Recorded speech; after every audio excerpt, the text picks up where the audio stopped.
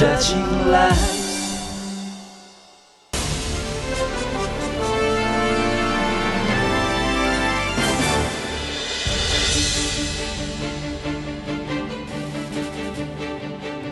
Namaste, Apollo Gleneagles dear ডক্টরের আরও একটি পর্ব নিয়ে হাজির হয়ে গেছি আপনাদের সামনে।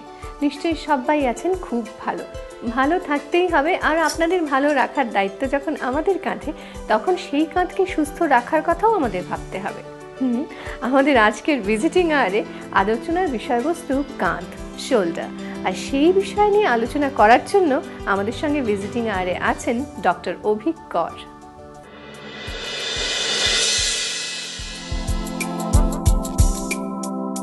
Dr. Kaur, thank you for coming to Apollo Gleneagles Dear Doctor.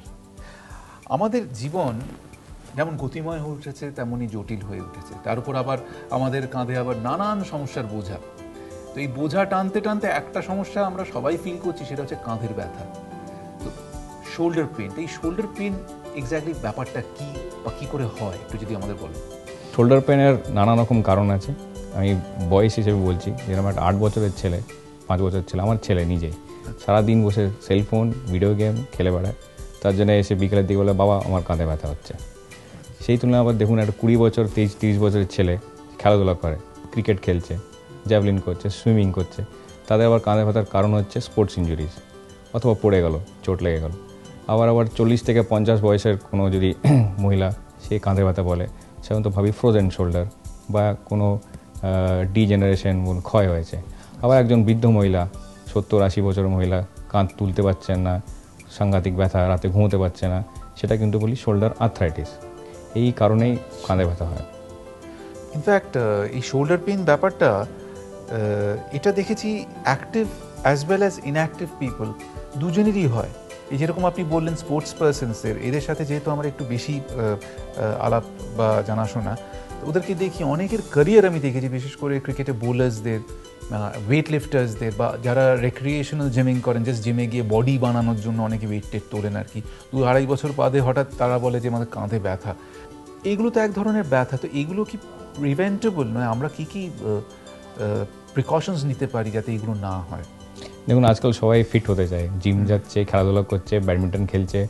তো সবাইকে আমি বলি যে খেলাধুলা করুন, কিন্তু তার আগে ওয়ার্ম আপ খুব এসেনশিয়াল করবেন, স্ট্রেচিং করবেন, ওয়ার্ম আপ করবেন। আর এখন নিজের গেমটাকে কিন্তু বেছে নেবেন। এখন একটা 80 বছরের মহিলা যদি সে এখন টেনিস খেলতে চায়, আমি বলবো প্লিজ খেলবেন না টেনিস এখন। আপনি একটা ছোটোখাটো গল্ফ বা ছোটো ডান্সিং ক্লাস জয়েন করুন। অথবা খেলাধুলার যারা প্রফেশনাল অ্যাথলিটস, তাদের কিন্তু আলাদা, তাদের নিজস্ব ট্রেনার থাকে, তাদের নিজের ফিটনেস লেভেল আছে, তাদের সাপ্লিমেন্টস নিচ্ছে। আর যারা উইকেন্ড অ্যাথলিটস, বলি আমরা কোথাও পিকনিকে গেলাম খেলতে, তাদের কিন্তু ইঞ্জুরি খুব হাই। কেন? কোনো প্রিকশন নেয় না ওরা। খেলাধুলা হঠাৎ মাঠে নেমে গেল, সারা 6 মাস 1 বছর খেললো না, মাঠে নেমে দুম করে পড়ে লিগামেন্ট ছেড়ে গেল, মাসল ছেড়ে গেল। তোদের বলি যে খেলাধুলা মাঠার নামা আগে please be careful and use proper gear. আরেকটা প্রশ্ন, যেটা ধরুন এটা তো হাড়ের ব্যথা, শোল্ডার আর্থ্রাইটিস মানে আমার মেনলি হাড়ের ব্যথা, কিন্তু শোল্ডার জয়েন্টটা এতটাই কমপ্লেক্স যে অনেক সময় হয়তো রোটেটর কাফের কোনো একটি মাসল ছিঁড়ে গেছে বা শোল্ডার ইমপিঞ্জমেন্ট হচ্ছে। তো এইগুলো থেকে আমরা কি করে আইডেন্টিফাই করব যে অ্যাকচুয়ালি ওটা ওই মাসল ছিঁড়ে যাওয়ার ব্যথা বা ইমপিঞ্জমেন্টের ব্যথা, নার্ভে প্রেশার পড়ছে, নাকি না এটা আর্থ্রাইটিসের ব্যথা? এটা কি কোনো আছে যে বোঝার যে? তার জন্য আমি আছি। তো দেখুন, একটা উদাহরণ দিচ্ছি। এটা একটা শোল্ডার জয়েন্টের মডেল। এটা কিন্তু হাড় না, এটা প্লাস্টিক। হ্যাঁ, এই যে রোটেটর কথা, রোটেটর কাফটা কি, যেটা আমাদের হাত তুলি, সেটা হচ্ছে এই মাসলটা, যার কাজ হচ্ছে হাত থেকে তোলা। এখন শাহরুখ খান, ও এটা ছিঁড়ে গেছিল, এটাই অপারেশন হয়েছে ওর 2 বছর আগে, এখন সুস্থ ঘুরে বেড়াচ্ছে। জাহির খান ছিঁড়ে গেছিল, বোলিং করছে। শ্রীনাথ, ওর কিন্তু খুব বাজেভাবে ড্যামেজ হয়েছিল, ওই জন্য ওর ক্যারিয়ার ওকে ছাড়তে হয়েছিল। আর অনেক রকমের অপারেশন, এক্সারসাইজ আছে যেগুলোকে ঠিক করা যায় এগুলোকে। আর আপনি ইমপিঞ্জমেন্ট বললেন, ইমপিঞ্জমেন্ট হচ্ছে খুব কমন। ম্যাক্সিমাম পেশেন্ট আমার কাছে যেগুলো আসে সেগুলো কিন্তু আইদার ফ্রোজেন শোল্ডার বা ইমপিঞ্জমেন্ট, যাতে হাত তুলতে বলবেন স্যার ক্যাচ করে লাগছে আমার। তো এই যে হাড়ে এই বলটা যেই তোলা হচ্ছে, যে ক্যাচ এই লাগছে এটা, তো সেটা এক্সারসাইজের মাধ্যমে আমরা ঠিক করতে পারি। কিছু ইঞ্জেকশন আছে, দিয়ে আমরা ব্যথামুক্ত করতে পারি। আর এই যে বল অ্যান্ড সকেট, যেটা আপনি আমাদের যে রোটেটরি মুভমেন্ট, যেটা মুভমেন্ট হচ্ছে সেইগুলো আস্তে আস্তে ক্ষয় হতে শুরু করে। আর এটাকেই আমরা বলি আর্থ্রাইটিস। বেসিক্যালি একটা বল অ্যান্ড সকেট জয়েন্ট, সেটা আস্তে আস্তে ক্ষয় হয়ে যাচ্ছে বলে আমাদের মুভমেন্ট আটকে যাচ্ছে, ব্যথা হচ্ছে। তো স্যার এই শোল্ডার আর্থ্রাইটিস এর কি কি চিকিৎসা আছে? শোল্ডার আর্থ্রাইটিস এখন প্রথমে যখন আমার কাছে কোনো পেশেন্ট আসে, আমরা দেখি যে কী স্টেজে আর্থ্রাইটিস হয়। ওটা কি কোনো স্টেজ, মানে আর্লি স্টেজ, প্রথমের দিকে, যাতে আমরা বলি যে আপনি কিছু এক্সারসাইজ করুন, ফিজিওথেরাপিস্টের কাছে পাঠাই করে এক্সারসাইজ করায়, কোনো সামান্য কোনো ব্যথার ওষুধ দিই আমরা। বাড়িতে বলি যে আপনি ঠান্ডা বা গরমের শেক দিতে পারেন, এই ক্ষেত্রে গরম শেকও দিতে পারেন। আর ওদের মাঝে মাঝে চেক আপে ডাকি আমরা, দেখার জন্য যে কেমন আছেন। যদি তারপরেও যদি দেখি পেশেন্টের যদি ব্যথা না কমে, তখন আমরা কিছু ইঞ্জেকশনস আছে, কিছু অন্যান্য ওষুধ আছে যেটা দিই যাতে পেশেন্টের ব্যথা কমে যায়। তাতে যদি না কমে, একটা ছোটোখাটো আর্থ্রোস্কোপিক সার্জারি আছে, যেটা আমরা ওটা অবভিয়াসলি একটা সার্জারি, পেশেন্টকে অজ্ঞান করতে হয়, পেশেন্টের জয়েন্ট ওয়াশ আউট করা হয়। জয়েন্টটাকে ওয়াশ করলে তাতে যা যা ক্ষয়ের জিনিসগুলো সেগুলো বেরিয়ে আসে, তাতে কিন্তু পেশেন্ট অনেক বছর ব্যথামুক্ত থাকে। আচ্ছা, সেগুলো যদি ফেল করে, তখন আমরা শোল্ডার জয়েন্টটাই পাল্টে দিই, যেটাকে বলা হয় শোল্ডার রিপ্লেসমেন্ট, যেটা হাঁটুতে চেঞ্জ করা হয়, হিপ জয়েন্ট চেঞ্জ করা হয়। আমি ইনফ্যাক্ট এই প্রশ্নটাই আপনাকে করবো বলে ভাবছিলাম যে এই শোল্ডার রিপ্লেসমেন্ট এটা এক্স্যাক্টলি কি? এটা আজকাল খুব শোনা যাচ্ছে, নি রিপ্লেসমেন্ট আমরা শুনতাম, শোল্ডার রিপ্লেসমেন্টটা এখন ইদানিং খুব শোনা যাচ্ছে। এটা যদি আমাদের একটু এক্সপ্লেন করে বলেন। শোল্ডার রিপ্লেসমেন্ট আবিষ্কার হয়েছিল 70 বছর আগে, এত পুরনো রিপ্লেসমেন্ট এগুলো। এখন যেটা বললাম, এখন আমাদের আয়ু বাড়ছে বলে এখন শোল্ডার রিপ্লেসমেন্টের আপনি কথা এতগুলো শুনছেন। তো শোল্ডার রিপ্লেসমেন্ট বেসিক্যালি কী হয়, আমাদের যে ক্ষয়ের যেই কারণে যে জয়েন্টটা খারাপ হয়ে যাচ্ছে, ক্ষয়, সেটা কিন্তু আমরা আবার ফেরত আনতে পারছি না, সেই ন্যাচারাল জয়েন্টটা দিতে পারছি না। আশা করি হয়তো 100 বছর পরে হয়তো সেরকম একটা কোনো পদ্ধতি হবে, কিন্তু এই মুহূর্তে আমাদের জয়েন্টটাকে পাল্টে দিতে হচ্ছে। আমরা ওটাকে, ওই জয়েন্টটাকে কেটে বাদ দিয়ে আমরা নতুন মেটাল বল অ্যান্ড সকেট দিই, সেগুলো আমরা দিই ওখানে। এটা একটা 2.5 থেকে 3 ঘন্টার একটা অপারেশন, জয়েন্টটাকে ওরা পাল্টাতে হয়। পাল্টানোর পর পেশেন্ট কিন্তু একদম ব্যথামুক্ত হয়ে যায়, মুভমেন্ট করতে পারে, সব করতে। এই শোল্ডার রিপ্লেসমেন্ট প্রসিডিয়ারে কতটা রিস্ক জড়িয়ে আছে সেটা যদি আমাদের বলেন। রিস্কি ব্যাপারটা দেখুন, তার আগে আমি সবাইকে বলি যে please select your hospital very properly. Doctor selection, hospital selection is most important. আচ্ছা, এগুলো আমি যখন কোথাও খেতে যাই, আমি আগে দেখে নেবো যে what is the background of the restaurant, ভালো ক্লিন হেলদি হাইজিনিক ফুড, পরিবেশটা কেমন, বিল কেমন, সব দেখবো আমি। ঠিক আছে, এগুলো কোনো এমার্জেন্সি না। সো আমি সবাইকে বলি please do year background checks. এটা অপারেশনটা কিন্তু ছোটোখাটো জায়গায় করানো উচিত না, it is highly technical operation. And hospital যেখানে ফিল্টার্ড এয়ার থাকে, যেটা জিরো ব্যাকটেরিয়া এয়ার বলি আমরা, সেই হসপিটালেই করাতে হয়, যাতে কেন এগুলো ইনফেকশন হওয়ার একটা ভয় থাকে। সব থেকে রিস্কি ব্যাপার হচ্ছে ইনফেকশন। এই procedure, after the procedure shoulder replacement, কতদিন আমাকে ধরুন ইমোবাইলতে থাকতে, হয়তো হাত নাড়াতে পারবো না, সেটা কতদিন? আর তারপরে আমাকে কি কি যত্ন নিতে হবে, বা কি কি ভাবে নিজেকে, মানে জয়েন্টটাকে ঠিক রাখার জন্য কি কি করতে হবে আমাকে যদি একটু বলেন। শোল্ডার জয়েন্ট রিপ্লেসমেন্টের পরের দিন থেকে অ্যাকচুয়ালি পেশেন্ট কিন্তু হাত ব্যবহার করতে পারে। ওনার পেশেন্টকে বলি আপনি তুলুন, হসপিটালের খাবার নিজে খেতে পারে ওরা। ওদের আজকাল যে অ্যানেস্থেসিয়া পদ্ধতি এত অ্যাডভান্স হয়ে গেছে যে পেশেন্টের কোনো ব্যথাই হয় না। ওরা কী করে, একটা ছোট্ট ইঞ্জেকশন দিয়ে ব্লক করে দেয় নার্ভটা, তাতে ব্যথাই হয় না। তাতে পরের দিন থেকে পেশেন্ট হাত ব্যবহার করতে, ইনফ্যাক্ট পেশেন্ট আমাদের হসপিটালে 2 থেকে 3 দিন পর বাড়িও চলে যায়। আর বাকি বাড়িতে যে একটু এক্সারসাইজ, ফিজিওথেরাপি ওরা নিজেই করে, অথবা কোনো ট্রেন্ড স্পেশালাইজড ফিজিওথেরাপিস্টও করায়। কেন বিভিন্ন রকমের পেশেন্ট আসে, বাইরের থেকে আসে, বাংলাদেশ থেকে আসছে, তাদের তো আমরা হসপিটালে রেখে ফিজিওথেরাপি করাতে পারি, ওরা বাড়িতে যেই করে। ওরা প্রিকশন বলতে ওদের বলি, দেখুন এটা যতক্ষণ না ঘা শুকোচ্ছে, নিজের শরীরটাকে যদি পরিষ্কার রাখেন। আমরা সবাইকে বলি যে কীভাবে হাত ধুতে হয়, হাত ধুয়ে পরিষ্কার জামা কাপড় পরতে হবে, পরিবেশটা যাতে ভালো থাকে। ওষুধ আমরা দিই, স্পেশাল কিছু ওষুধ দিই, অ্যান্টিবায়োটিক দিই, যাতে ইনফেকশন না হয়। আর পেশেন্টকে বলি যে রেগুলার চেক আপে যাতে আসে। পেশেন্ট হতে বলছে স্যার আমার হয়তো একটু রস পড়ছে, আর সে হয়তো আসলো না, কিন্তু আমার কাছে যখন আসলো, কিন্তু তখন এমন হয়ে গেছে যে আমাকে কিছু না করে তখন পেশেন্টকে ভর্তি করে কিছু একটা করতে হয় তখন। তো পেশেন্ট যাতে ডাক্তারের সঙ্গে সরাসরি যোগাযোগ রাখে আর নিয়মিতভাবে চেক আপ করার। আর এগুলো একটা সবাই জিজ্ঞেস করে স্যার কদিন লাস্ট করবে, এটা একটা প্রশ্ন সবার থাকে, আমার নিশ্চয়ই মাথায় আসছে। এটা একটা জয়েন্ট, একটা ক্ষয়। এটা আমার গাড়ির চাকা 4 বছর অন্তর অন্তর পাল্টা থাকে এটা। তো এটা কীভাবে ব্যবহার করেন তার উপর অনেকটা নির্ভর করে। এখন যদি এখন কারাটে করতে চায়, সেটা কিছু বছর পরেই খারাপ হয়ে যাবে। তো নর্মাল অ্যাক্টিভিটি যেটা বলি, নিজে স্নান করা, খাওয়া দাওয়া, ডে টু ডে অ্যাক্টিভিটি, সেগুলো কিন্তু 15 থেকে 20 বছর আরাম করে চলে। আমরা অপারেশনটা করি যাতে ব্যথা কমে যায়। Pain relief is the single most important factor যে আমরা অপারেশনটা করি। তো আমি পেশেন্টকে বললাম যে আপনি হাত ঘোরাতে পারছেন, হ্যাঁ। ব্যথা হচ্ছে, হ্যাঁ স্যার হচ্ছে, তাহলে আমার অপারেশন ইজ এ ফেলিয়ার। কিন্তু যদি পেশেন্ট, হ্যাঁ স্যার কোনো ব্যথা নেই, একদম first class, then it's a successful operation. That is it. এবং আমি নর্মাল ডে টু ডে অ্যাক্টিভিটিগুলো যদি পেইনলেসলি করতে পারি, সেটাই মোর দেন এনাফ। আমরা নিজস্ব স্টাডি করতাম যে পেশেন্ট অপারেশন সাকসেসফুল হয়েছে কি না। এখন পেশেন্টদের জিজ্ঞেস করি যে আমরা একটা প্রশ্ন জিজ্ঞেস করি যে এই অপারেশনটা আপনি অন্য কাউকে বলবেন করতে?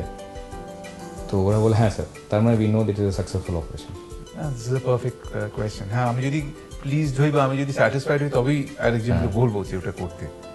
আর নর্মালি স্যার শোল্ডার জয়েন্টের যত্ন আমার তো মনে নেওয়া দরকার। না হলে আপনি যেটা বলছেন যে এখন 20-22 বছরের ছেলেদেরও যারা জাস্ট ক্যারিয়ার শুরু করেছে, তাদের যদি শোল্ডার পেন হয়, তারা 40-45 গিয়ে কি করবে? তো এটা মাথায় রেখে শোল্ডারের কি কি যত্ন আমরা নর্মাল ডেতে নিতে পারি, নর্মাল ডে টু ডে অ্যাক্টিভিটিতে নিতে পারি? 20 থেকে 30 বছরের ছেলেরাই হচ্ছে ম্যাক্সিমাম যাদের শোল্ডার পেন নিয়ে আসে যারা। তো তাদের আমি দেখেছি হচ্ছে প্রফেশন কীভাবে কাজ করে, সেটা কিন্তু তার মেন কারণ যার কারণে শোল্ডার ব্যথা হচ্ছে ওদের। ঘন্টার পর ঘন্টা ল্যাপটপ, সেলফোন, এই যে ঝুঁকে কাজ করা, এই যে আপনি দেখুন এইভাবে যে আমি ঘাটটাকে ঝুঁকে রাখছি, আমি যদি 2 ঘন্টা এইভাবে থাকি, আমি যদি সোজা করে নিজেই আমি দেখবো আমার ঘাড় শক্ত হয়ে গেছে। ঠিকই, আমাদের নিজের সার্জনদেরই হয়। আমরা টানা 12 ঘন্টা 14 ঘন্টা করে অপারেশন করি, বিকালে যখন বাড়ি যাই তখন ফার্স্ট থিং যে বউকে বলে একটু ঘাড় ম্যাসাজ করে দিন প্লিজ। তো এটা হচ্ছে নাম্বার 1 কারণ। তারপরে ল্যাক অফ সানলাইট, আমরা সবাই সানস্ক্রিন লাগাচ্ছি, এসি গাড়িতে ঢুকছি, এসি গাড়িতে বেরোচ্ছি, সব এই যে আমাদের এখানে সব হসপিটালে চারিদিকে ব্লাইন্ডে লাগানো, সানলাইটই পাচ্ছি না আমরা, তাতে ভিটামিন ডির অভাব হচ্ছে। এখন দেখা গেছে যে অ্যাপ্রক্সিমেটলি 90% ইন্ডিয়ানসরা কিন্তু ভিটামিন ডি ডেফিশিয়েন্ট। তো আমরা বলি যে প্লিজ আপনি ভিটামিন ডি খান, সে ডাক্তারের কাছে দিলে ওরা ভিটামিন ডি সাপ্লিমেন্ট দেয়, অথবা দুধ, ছানা, বিভিন্ন রকমের ড্রাই ফ্রুটস খেতে বলি, সয়াবিন যাতে হাই ভিটামিন ডি থাকে সেগুলো খেতে বলি। Proper diet is very essential. এখন একটা সফটওয়্যার প্রফেশনাল, সে এতই ব্যস্ত যে লাঞ্চ খেতে ভুলে যায়, ডিনার খেতে ভুলে যায়, সময় মতন খাওয়া। Thank you very much sir, আপনার কাছ থেকে সত্যি অনেক কিছু জানতে পারলাম। ইনফ্যাক্ট আমি ব্যক্তিগতভাবে শোল্ডার পেন বিভিন্ন সময়ে এটা ফেস করেছি, এবং আমার কাছে এই মুহূর্তে সবচেয়ে মানে আমাকে যে সবচেয়ে বেশি জ্বালায় যে ব্যথাটা, সেটা হচ্ছে শোল্ডার পেন। সে কারণে আমি ব্যক্তিগতভাবে অনেক কিছু জানতে পারলাম আপনার কাছ থেকে। Thank you very much for coming to Jio doctor, এবং আশা করবো আমার দর্শকরা খুব এনজয় করেছেন, অনেক কিছু জেনেছেন আপনার কাছ থেকে। আর আমাদের সকলের তরফ থেকে আপনাকে আবার ধন্যবাদ জানাই। Thank you. ভিজিটিং আওয়ারের পর চলে যাব ফেসিলিটিস বিভাগে। আর ফেসিলিটিস বিভাগে আমরা জানি যে এই বিষয়টি নিয়েই আরও একটু বিস্তারিতভাবে জেনে নিতে পারবো, সঙ্গে অ্যাপোলো গ্লেনিগালসের আরও কিছু সুযোগ সুবিধা।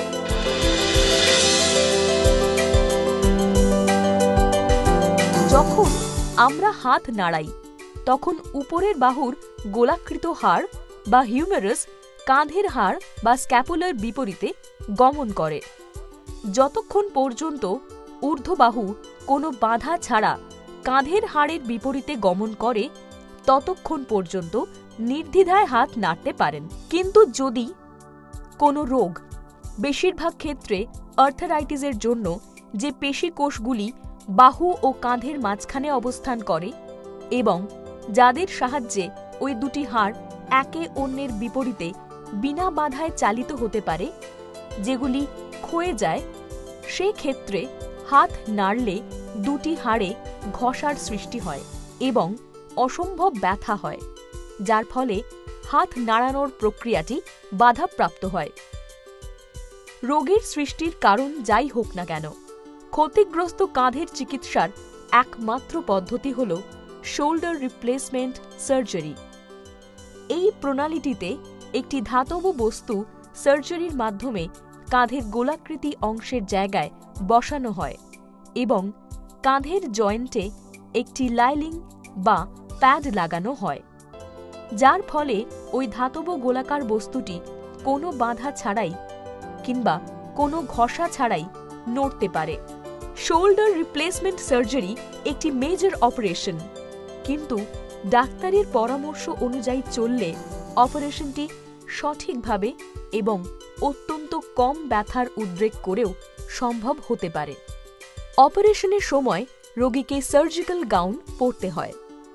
অপারেটিং টেবিলে শোয়ানোর আগে রোগীকে প্রয়োজনীয় মেডিসিন ও ইন্টারভেনাস লাইন দেওয়া হয়। অপারেশন রুমে রোগীকে ইনজেকশনের মাধ্যমে অ্যানাস্থেশিয়া দেওয়া হয়ে থাকে। সব শেষে সার্জন রোগীর স্কিনে অ্যান্টিসেপটিক লোশন লাগান। যখন রোগী অ্যানাস্থেশিয়ার প্রভাবে ঘুমিয়ে পড়বেন, তখন সার্জিক্যাল টিম রোগীর কাঁধে একটি ক্ষতের সৃষ্টি করবেন। তারপর স্কিনটিকে টেনে পাশে সরিয়ে রাখা হবে, যাতে স্কিনের নিচের মাংসপেশিগুলি উন্মোচিত হয়। তারপর আরেকটি ক্ষত সৃষ্টি করা হয় কাঁধের হাড়টিকে উন্মোচন করার জন্য। সার্জন একটি সার্জিক্যাল করাতের মাধ্যমে ঊর্ধ্ববাহুর গোলাকৃতি অংশের উপরিভাগ খুব সাবধানতার সঙ্গে বাদ দেন। সার্জিক্যাল টিম তারপর একটি হাই স্পিড ড্রিল ব্যবহার করে উপরের বাহুর হাড়ে লম্বালম্বি একটি ছিদ্র করেন। বিশেষ মাপের আর্টিফিশিয়াল বল জয়েন্ট ওই ছিদ্রের মধ্যে বসানো হয়। তারপর সার্জন শোল্ডার সকেটের মধ্যকার অংশটিকে মসৃণ করেন। যখন মসৃণ করার প্রণালীটি সম্পন্ন হয়, তখন নকল লাইলিন বা প্যাডটিকে নির্দিষ্ট জায়গায় বসানো হয়ে থাকে। আর্টিফিশিয়াল বল জয়েন্টটিকে তারপর ভেতর দিকে ঘুরিয়ে সকেটের সঙ্গে যুক্ত করা হয়। তারপর সার্জিক্যাল টিম বিভিন্ন পরীক্ষার মাধ্যমে একেবারে নিশ্চিন্ত হন যে হাত নাড়ানোর ক্ষেত্রে কোনো অসুবিধা হতে পারে কি না। এই প্রণালী শেষ হয়ে গেলে পেশিগুলিকে বিলীয়মান সেলাইয়ের দ্বারা আবার আগের অবস্থায় ফিরিয়ে আনা হয়। একটি ড্রেনিং টিউব যুক্ত করা হতে পারে, যাতে অপারেশনের সময় যদি কোনো তরল পদার্থ নির্গত হয়, তাহলে সেইগুলি দেহের বাইরে বেরিয়ে যায়। অন্তিমে স্কিনের ক্ষতটিকে সেলাই করে বন্ধ করে দেওয়া হয় এবং একটি ব্যান্ডেজের মাধ্যমে সেলাইটিকে ঢেকে দেওয়া হয়। ভিজিটিং আওয়ার এবং ফ্যাসিলিটিসের পর আমাদের শেষ বিভাগটির নাম দ্য ট্রুথ অ্যাবাউট, যেই বিভাগে আমাদের সঙ্গে কথা বলেন হাসপাতাল পরিচালন বিশেষজ্ঞ ডক্টর রূপালী বাসু। আমরা জেনে নিতে পারি স্বাস্থ্য চিকিৎসা এবং হাসপাতাল পরিষেবা সংক্রান্ত অনেক জানা অজানা কথা।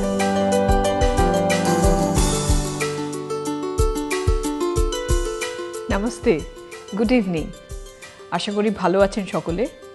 আজকে যে বিষয়টা নিয়ে আমরা কথা বলবো তার নাম হলো মোবাইল হেলথ। বিষয়টি একটু ব্যাখ্যা করে বলা যাক। আমরা সকলেই দেখতে পাচ্ছি যে এই 21 শতকে যোগাযোগ ব্যবস্থার প্রভূত উন্নতি ঘটেছে। মোবাইল ফোন এখন মানুষের হাতে হাতে। আজকের দিনে ভারতবর্ষে প্রায় 87 কোটি মোবাইল গ্রাহক রয়েছে। প্রত্যন্ত গ্রামের কোণাতেও পৌঁছে গেছে মোবাইল ফোনের টাওয়ার। এই সেলফোন টেকনোলজির উপর নির্ভর করে স্বাস্থ্য ব্যবস্থা এবং পরিষেবাকে পৌঁছানোর ক্ষেত্রে অনেক অগ্রগতি কিন্তু সম্ভব।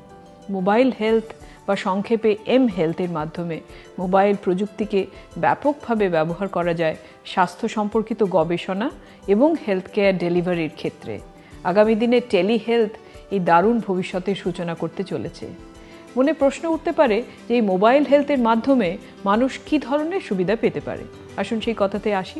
উদাহরণস্বরূপ ধরুন, এই প্রযুক্তির একটা সফটওয়্যারের কথা বলছি।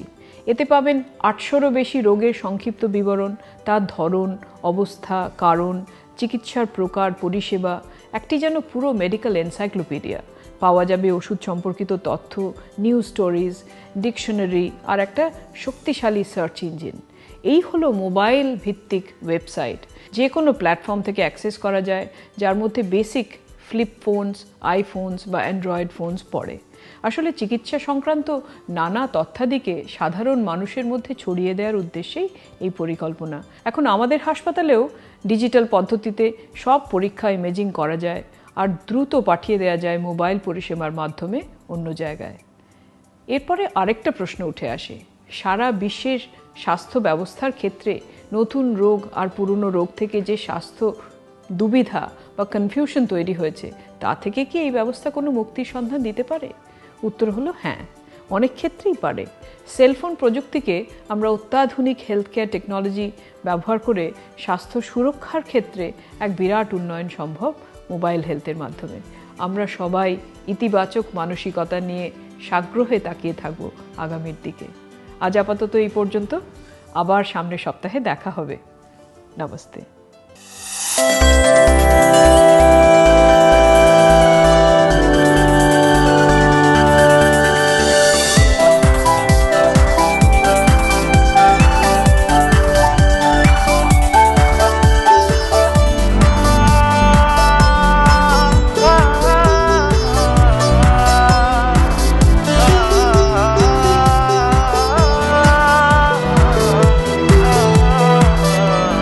这情